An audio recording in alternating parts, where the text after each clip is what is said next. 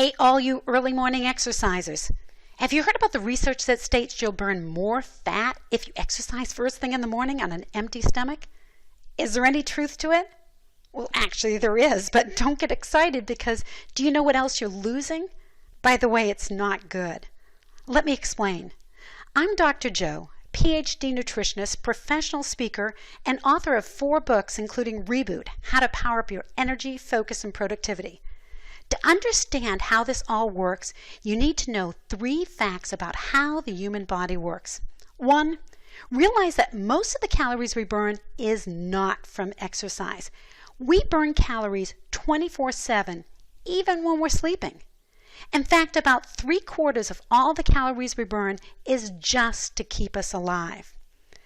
Second, we need to know about fuel. Just like our cars need fuel to run on, so do we.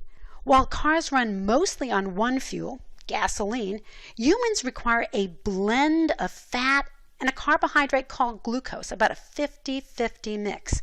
While much of the body is flexible, meaning it can adapt to either burning fat or glucose as a fuel, the brain, nervous system, red blood cells, those cells that carry oxygen throughout our body, must have glucose and a lot of it. These organs alone require 800 calories of glucose every day. Exercising muscles also burn glucose, so we have a very high glucose need. Now, I bet some of you are thinking, well, can I turn some of this body fat into glucose? Don't we wish? If we could, we'd all be lean. So, 3, on average, the body is burning about 50% of its fuel needs from fat and another 50% from glucose. This is going to fluctuate up and down a little bit, but trust me, we never run on anything close to 100% fat. So again, if we do burn slightly more fat in the morning when you exercise, it just means you're burning a greater percentage of fat, a little bit less glucose. In other words, you don't burn more calories, you just simply change where the calories are coming from. And where do the calories coming from? Well, here's where it gets really interesting.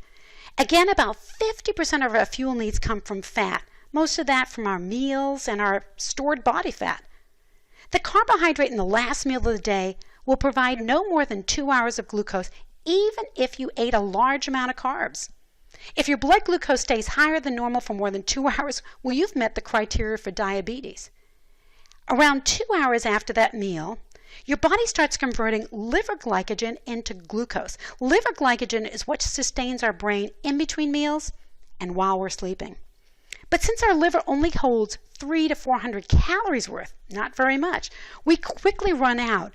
So to conserve this glycogen, the body starts breaking down our muscles and turning some of those proteins into glucose. By the time you wake up and start thinking about your morning workout, you're running out of liver glycogen and most of your needs are coming from muscle. The longer you go without eating, the more muscle mass you've broken down, and that's not a good thing. For those of you who are thinking, well, don't I have some muscle glycogen? That can't fuel your brain. It can only fuel muscle activity. To conserve muscle mass and increase endurance, have a small snack before your morning workout, somewhere around 100-150 calories, mostly carbs, like a banana, cup of yogurt, slice of bread. Want more great tips on how to keep your energy up all day long?